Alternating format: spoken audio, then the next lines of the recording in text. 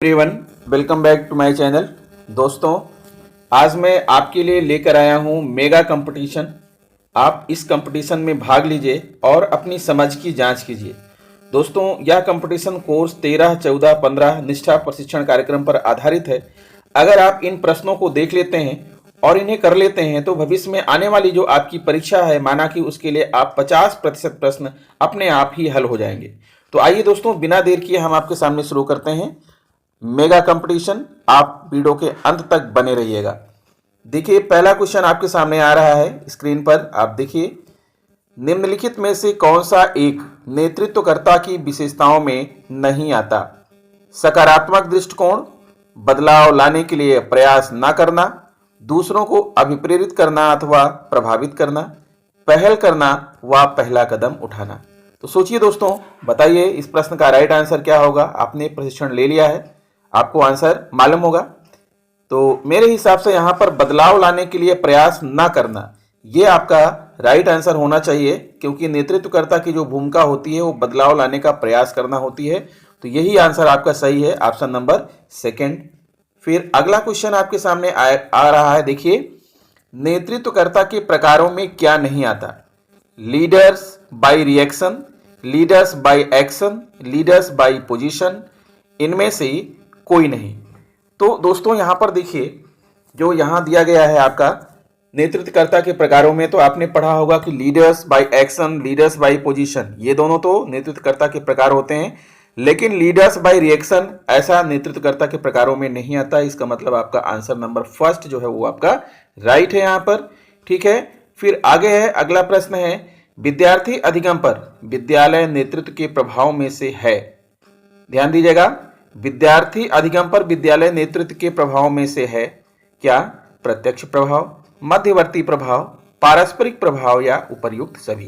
तो दोस्तों, आपको बताना चाहूंगा कि यहां पर ऊपर जो तीनों ही प्रभाव दिए गए हैं, तीनों ही राइट हैं। इस हिसाब से आपका ऑप्शन नंबर 4 आपका जो है ये बिल्कुल राइट आंसर है, उपर्युक्त सभी। चलिए आगे बढ़ते हैं और अगला क्वेश्चन आपके सामने ले आते हैं। ध्यान दीजिएगा, यहां पर इस जो है कंपटीशन में भाग लेने से कोर्स 13, 14 और 15 आपका फिर से एक बार रिवीजन हो जाएगा और आपको अच्छी तरीके से समझ में आ जाएगा कि आखिर इस मॉड्यूल में था क्या। एक अकादमिक पर्यवेक्षक के कार्यों में क्या नहीं आता है? योजना और सुनियोजन, प्रतिकूल वातावरण का प्रावधान, नेतृत्व और मार्गदर्शन, नई शिक्षण पद्धतियों से परिचय कराना। तो आप सोचिए दोस्तों, इसमें से क्या नहीं आता है? देखिए, एक अकादमिक पर्यवेक्षक के कार्यों में योजना सुनियोजन तो आता है, नेतृत्व और मार्गदर्शन भी आता है, नई शिक्षण पद्धतियों से परिचय कराना आता है, और ये जो प्रतिकूल वातावरण का प्रावधान, इसकी जगह होना चाहिए था अनुकूल वातावरण का प्रावधान। तो प्रतिकूल वातावरण का प्रावधान ये नहीं आता है। इसका मतलब है कि आपका आंसर नंबर 2 जो है वो बिल्कुल राइट है। ठीक है, ये जो है नहीं आता है। अगला प्रश्न आपके सामने है, अकादमिक सर्वेक्षण की तकनीकें हैं। पूछें, वर्णन करें, पूछें, सभी, या प्रतिपुष्टि द्वारा बेहतर शिक्षण अभ्यास, या लर्निंग राउंड। आप सोचिए इसमें से राइट आंसर क्या है? तो राइट आंसर दोस्तों यहां पर सभी है। यहां पर सभी में हम टिक करेंगे, क्योंकि जो तीनों तकनीकें दी गई हैं ये अकादमिक सर्वेक्षण की तकनीकें दी गई हैं यहां पर। अगला प्रश्न है आपके सामने, निम्न में से कौन सा एक विद्यालय विकास योजना के चरणों में आता है? विद्यालय विकास योजना के चरण में निम्न में से क्या? वैसे तो विद्यालय विकास योजना के बहुत सारे चरण हैं, लेकिन इनमें से कोई एक है। Base line data, mid line data, and line data, या इनमें से कोई नहीं। तो दोस्तों, आपको बताना चाहूंगा कि इसमें जो है, जो आपका बेस लाइन डाटा है वो विद्यालय विकास योजना में आता है। तो आपका आंसर होगा बेस लाइन डाटा, आपका यहाँ पर राइट आंसर है। फिर आगे बढ़ते हैं। अगला प्रश्न आपके सामने आ रहा है, विद्यालय में अधिगम वातावरण का निर्माण करने के लिए क्या नहीं किया जाना चाहिए? सोचिए, क्या नहीं किया जाना चाहिए? शिक्षकों को व्यावसायिक विकास के लिए अवसर प्रदान करना, प्रतिपुष्टि प्राप्त करना और देना, अधिगम को एवं जो अधिगम में संलग्न हैं उन्हें मान्यता न देना, परिवर्तन और नवाचार को बढ़ावा देना। तो आपको आंसर मिल गया होगा दोस्तों। जो तीसरा ऑप्शन है, अधिगम को एवं जो अधिगम में संलग्न हैं उन्हें मान्यता न देना, ये नहीं आता है। इसकी जगह होना चाहिए था मान्यता देना। तो यहाँ पर हम तीसरे ऑप्शन को टिक करेंगे। ठीक है, तीसरा ऑप्शन आपका यहाँ पर सही है। फिर अगला प्रश्न आपके सामने है। देखिए, आकलन के प्रकारों में आता है। आपने आकलन के प्रकार पढ़े होंगे, सीखने के लिए आकलन, सीखने का आकलन, आकलन ही अधिगम है, या उपर्युक्त सभी। तो दोस्तों ऊपर जो तीनों दिए गए हैं तीनों ही आकलन के प्रकार हैं, तो यहाँ पर उपर्युक्त सभी में जो है टिक करना है, यही आपका राइट आंसर होगा। फिर अगला क्वेश्चन आपके सामने आ गया है, नेतृत्वकर्ता बनने के लिए बोल्स एवं डेवनपोर्ट 1975 द्वारा प्रस्तावित मॉडल में वर्णित कितने लक्ष्यों को प्राप्त करना होगा? 4, 5, 3 या 2? तो दोस्तों बोल्स एवं डेवनपोर्ट 1975 का जो मॉडल है उसमें 4 लक्ष्य दिए गए हैं, तो यहाँ पर आपका राइट आंसर होगा 4। ठीक है। फिर अगला क्वेश्चन आपके सामने आ गया है, स्वयं को विद्यालय अध्यापक नेतृत्वकर्ता के रूप में विकसित करने हेतु मुख्य अवयव क्या है?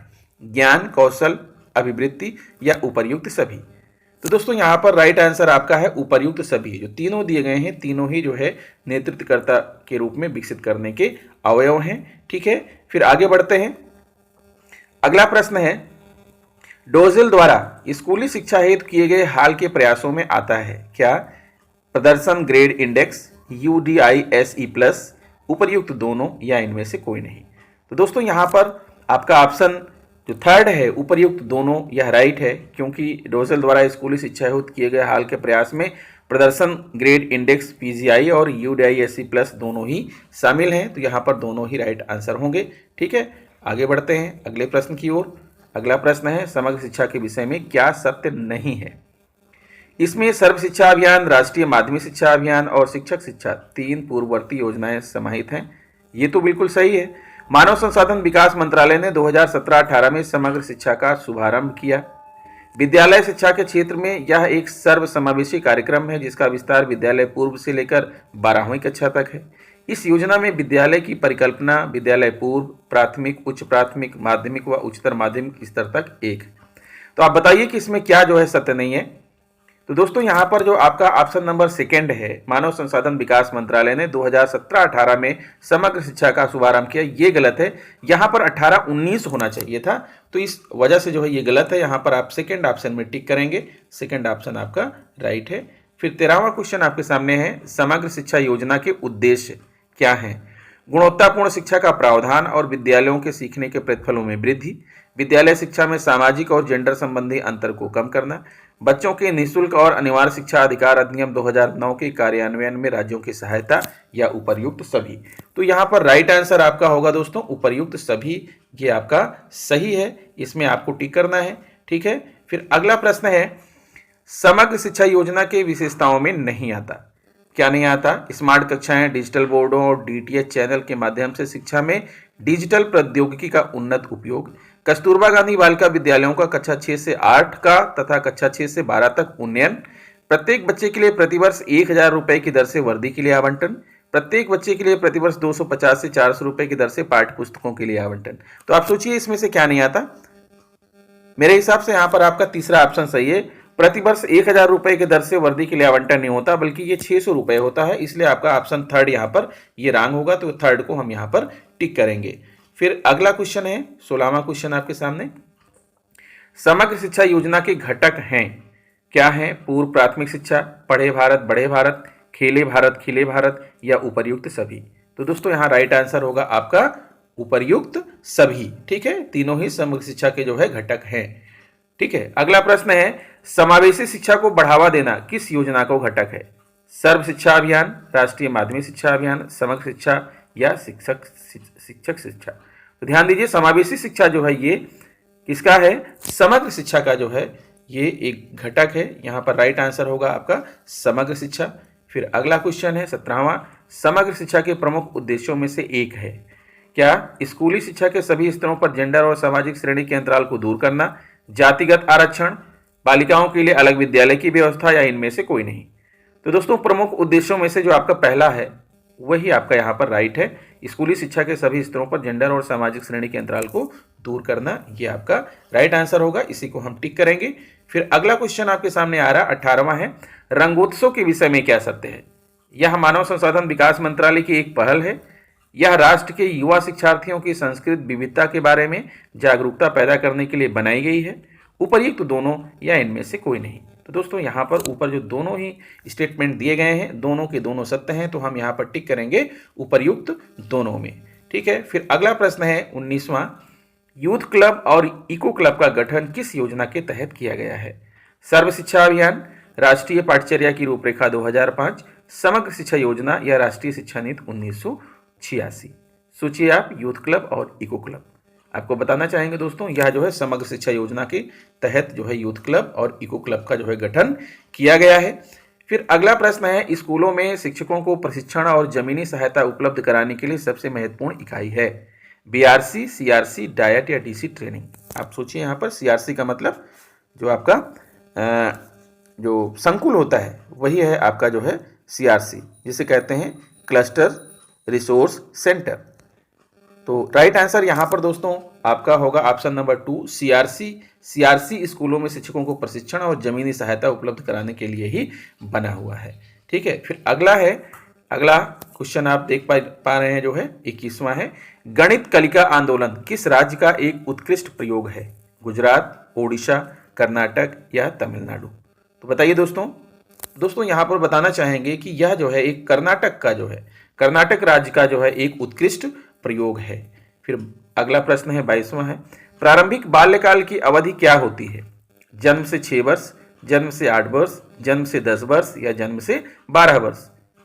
तो क्या सोच रहे हैं आप, राइट आंसर क्या होगा इसका? मेरे हिसाब से इस प्रश्न का राइट आंसर है जन्म से 8 वर्ष, यानी दूसरा जवाब आपका बिल्कुल सही है। ठीक है, फिर आगे बढ़ते हैं। अगला प्रश्न आपके सामने है, किसी भी बच्चे के जीवन काल में सबसे अधिक विकास किस अवस्था में होता है? जन्म से 6 वर्ष, जन्म से 8 वर्ष, जन्म से 10 वर्ष या जन्म से 12 वर्ष। तो किसी भी बच्चे के जीवन काल में सबसे अधिक विकास दोस्तों जन्म से 6 वर्ष की अवस्था में होता है, यानी कि पहला ऑप्शन आपका यहाँ पर राइट है। ठीक है, फिर आगे बढ़ते हैं। अगला प्रश्न है, भारत में पूर्व प्राथमिक शिक्षा के क्षेत्र हैं सरकारी, निजी, गैर सरकारी संगठन, उपर्युक्त सभी। तो यहाँ पर आपका उपर्युक्त सभी राइट आंसर है, क्योंकि सरकारी क्षेत्र, निजी क्षेत्र और गैर सरकारी संगठन हर जगह जो है पूर्व प्राथमिक शिक्षा चलती है। फिर आगे बढ़ते हैं और अगला प्रश्न जो है आपके सामने आ रहा है, पूर्व प्राथमिक विद्यालय में बच्चों के लिए सीखने के प्रतिफलों में नहीं आता। बच्चे सामाजिक रूप से स्वीकार तरीके से भावनाओं को व्यक्त करते हैं। बच्चे कला, संगीत, नृत्य और रचनात्मक चीज़ों के बारे में जानकारी एकत्रित नहीं करते। बच्चे प्रयोग करना पसंद करते हैं और अपने तत्कालिक भौतिक, सामाजिक और जैविक वातावरण के बारे में स्पष्टीकरण चाहते हैं। बच्चे मांसपेशियों के समन्वय और बुनियादी मांसपेशियों के कौशल का प्रदर्शन करते हैं। तो यहाँ पर राइट आंसर सोचिए दोस्तों क्या होगा? मेरे हिसाब से जो दूसरा ऑप्शन है उसमें लिखा है कि बच्चे कला, संगीत, नृत्य और रचनात्मक चीज़ों के बारे में जानकारी एकत्रित नहीं करते, तो उसकी जगह पर होना चाहिए था जानकारी एकत्रित करते हैं, इसलिए आपका दूसरा ऑप्शन यहाँ पर टिक करेंगे। ठीक है, यही आपका सही है। फिर अगला प्रश्न है, पूर्व व्यावसायिक शिक्षा में बच्चे शिक्षण शास्त्र कैसे सीखते हैं? चीज़ों को बनाने और करने से, आंदोलन या लेखन द्वारा व्यक्त करके, व्यक्तिगत रूप से और दूसरों के साथ दोनों तरह से, या उपर्युक्त सभी। तो यहाँ पर दोस्तों आपका जो आखिरी ऑप्शन है उपर्युक्त सभी, यही आपका राइट आंसर है। फिर 27वां क्वेश्चन है, निर्देशित खेल के विषय में क्या सत्य है? निर्देशित खेल का उद्देश्य मुक्त रूप से खेलना है। निर्देशित खेल में वयस्कों का निरीक्षण बहुत अधिक होता है। निर्देशित खेल शिक्षक द्वारा विशेष सीखने के उद्देश्यों को ध्यान में रखते हुए शुरू किया जाता है। इनमें से कोई नहीं। तो दोस्तों यहाँ पर आपका जो तीसरा ऑप्शन है वो आपका राइट है कि निर्देशित खेल शिक्षक द्वारा विशेष सीखने के उद्देश्यों को ध्यान में रखते हुए शुरू किया जाता है, यानी ऑप्शन नंबर 3 में टिक कीजिएगा। फिर आगे बढ़ते हैं। अगला प्रश्न है, पूर्व प्राथमिक शिक्षा में मूल्यांकन के तरीके हैं। प्रवेश परीक्षा द्वारा, आधिकारिक परीक्षा द्वारा, कोई प्रवेश परीक्षा नहीं, मौखिक लिखित बातचीत के द्वारा, या इनमें से कोई नहीं। तो दोस्तों यहाँ पर आपका जो राइट आंसर है वो ऑप्शन नंबर 3 आपका सही होगा। पूर्व प्राथमिक शिक्षा में मूल्यांकन के तरीके में मौखिक लिखित बातचीत के द्वारा कोई प्रवेश परीक्षा नहीं होगी। फिर अगला प्रश्न है 29वां है, पूर्व प्राथमिक कक्षा में संयोजन स्थापित करने के घटक, स्थानीय कार्यक्रम के अनुसार, प्रबंधन या उपर्युक्त सभी। आपने पढ़ा होगा ट्रेनिंग में, लोकल, प्रोग्रामेटिक और मैनेजमेंट। तो तीनों दिए थे, ये तीनों ही सही हैं, यानी उपर्युक्त सभी पर हम टिक करेंगे। उपर्युक्त सभी हमारा यहाँ पर सही होगा। फिर अगला प्रश्न है दोस्तों, और इस वीडियो का आखिरी प्रश्न है। मैंने तीनों मॉड्यूल में से 10-10 अच्छे प्रश्न निकाले हैं। अगर आप इन प्रश्नों को कंठस्थ कर लेते हैं, देख लेते हैं, तो कहीं ना कहीं इन प्रश्नों में से बहुत सारे प्रश्न जो है आपकी आने वाली परीक्षा में जरूर आएंगे। तो आखिरी प्रश्न है दोस्तों, गणित की तत्परता या प्रारंभिक संख्या में क्या आता है? स्थानिक संबंध, अनुक्रमिक सोच, आमने सामने बातचीत, या उपर्युक्त सभी। तो दोस्तों बताना चाहूंगा कि आपका यहाँ पर राइट आंसर होगा ऑप्शन नंबर 4, उपर्युक्त सभी, यानी गणित की तत्परता या प्रारंभिक संख्या में ऊपर के तीनों आते हैं। तो दोस्तों आशा करता हूं कि मेरा यह वीडियो आपके लिए सहायक सिद्ध होगा। अगर आपको इसका पीडीएफ चाहिए तो पीडीएफ की लिंक मैं वीडियो के डिस्क्रिप्शन में दे दूंगा, आप वहां से इसको डाउनलोड भी कर सकते हैं और इसे बाद में भी आप पढ़ सकते हैं। ठीक है दोस्तों, अगर आप मेरे चैनल पर नए हैं तो आप प्लीज़ मेरे चैनल को सब्सक्राइब कर लीजिए, बेल आइकन को प्रेस कर दीजिए और हो सके तो इसे आप दूसरे मित्रों को भी शेयर कीजिए ताकि ज़्यादा से ज़्यादा लोग जो है इसका लाभ उठा सकें। तो मिलते हैं आपसे नेक्स्ट वीडियो में। नमस्कार।